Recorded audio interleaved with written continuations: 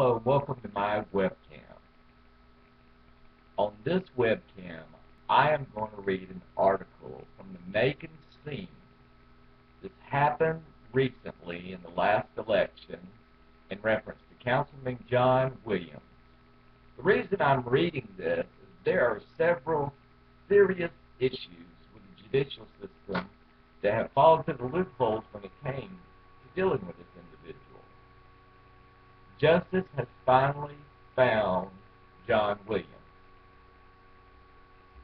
This is the Imperial March of John Williams, Part 1. It's on the MakingScene.com, and the author is Anthony B. Harris. The saga of Warner Robins City Councilman John Williams and Terry and Jeff Williams is one rife with accusations of greed, murder, forgery, and government cover-up. Whether innocent or not, Mr. Williams has to realize that he has put himself in the most precarious of positions. There is either more than meets the eye, or Mr. Williams has the worst of luck when it comes to whom he associates with, as well as a habit of putting himself in the wrong place at the wrong time. What you're about to hear is a tale that spans a quarter of a century, a tale that takes no sides but deserves to be heard. Whether the allegations are false or not, it is a necessity that those that have been chosen to represent a community be held accountable, just as they are entitled to proclaim their innocence and treated accordingly if proven so. If guilty, they must answer for their accusations as well as be punished. The same holds true for the opposing side. For 24 years, Terry Wilson's father, Nathaniel H. Sanders, also known as Hank, was married to John Williams' sister, Marjorie. Shortly after they married, Marjorie insisted that Hank move into her place, which was above the beauty shop that she owned, since she felt uncomfortable living in his house, a house that he had shared with his previous wife. Hank concurred and shortly after sold his house. As already established, Marjorie was the owner and operator of Marjorie's Beauty Shop, one of the oldest businesses in Warner Robins. So old that former Warner Robins mayor Donald Walker would play on the floor as a child when Marjorie would cut and style his mother's hair. The house beauty, hold on, catching up.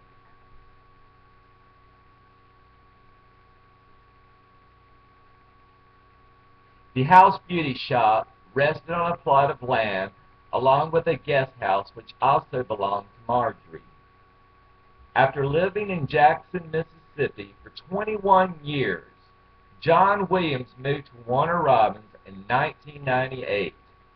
According to Terry Wilson, John was not working because of a disability, and he and his wife, Elna, lost their house. All they had was an RV, and that was what they were living in. Since they had no place to go, Marjorie let them move into the guest house rent-free. According to John Williams, he paid rent. Terry disagrees. We have all of Marjorie's and my dad's banking account statements. We see no proof of him paying for rent. Shortly thereafter, since the beauty shop was no longer making money and age was beginning to take a toll on Marjorie, Hank suggested that they give it up. It was then turned over to John and Marjorie's son from a previous marriage, Elmer D. Jackson, also known as Dale. John then decided to throw his hat into the political ring, and after one failed attempt at becoming a city councilman, John Williams was finally elected to city council. Having been sick for years due to complications from leukemia, on April 19, 2009, Marjorie W. Sanders passed away. Because she had no life insurance, her funeral expenses had to be paid using one of the two accounts she had. a savings checking account with Robbins Federal. Both of these accounts also had Hank and Dale's name on them.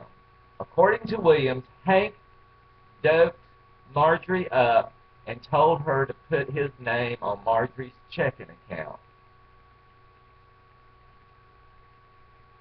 On April 20th, Hank transferred $7,239.66 from the savings account to the checking account so that he could use the money to pay for the funeral. On the same day, Dale withdrew $24,000 from the same checking account. The result being that when Hank went to pay the casket store in Magnolia Park Cemetery and Mausoleum for funeral expenses, the check bounced. According to Elna, we went to the casket store and I was riding with Hank. Hank bragged about there being over $100,000 in the bank. The day of the funeral, I was riding with Hank. Dale and John were riding in separate cars, and the casket store called and said Hank's check bounced.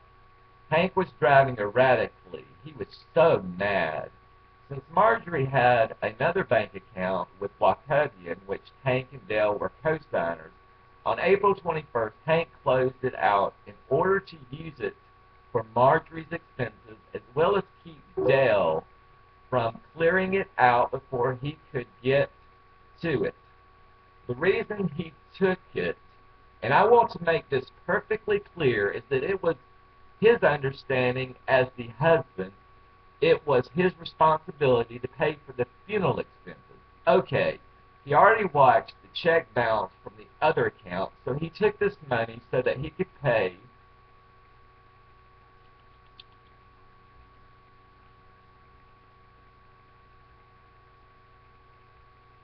Okay, I lost my space. Hold on one sec.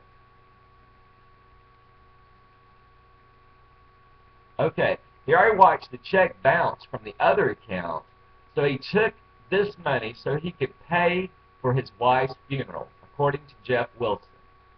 Williams disagreed. If anyone stole, it was Hank and the Wilsons. Hank stole about $40,000 from Marjorie, and the Wilsons stole over $453,000 in petty cash, checks, and jewelry. On the night of the funeral, Dale and Hank had an altercation, one accusing the other of taking the money. According to Terry, my dad explained to Dale that I am going to pay for the funeral and give everything else to you. I'm going to move my stuff out of here, and I will be gone. The following Monday, Hank gets a call from John and Dale asking him to come over because they want to talk to him.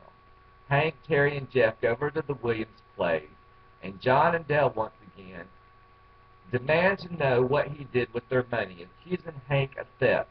Hank tries to go inside his residence above the beauty shop but can't.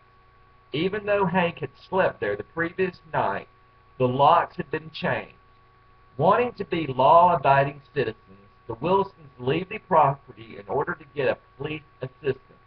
When they return, Dale had already left, making his way back to his home in Helen, Georgia. According to the police report, Sergeant Tom Roundtree made the contact with Mr. Sanders, who told the reporting officer that he was locked out of his house.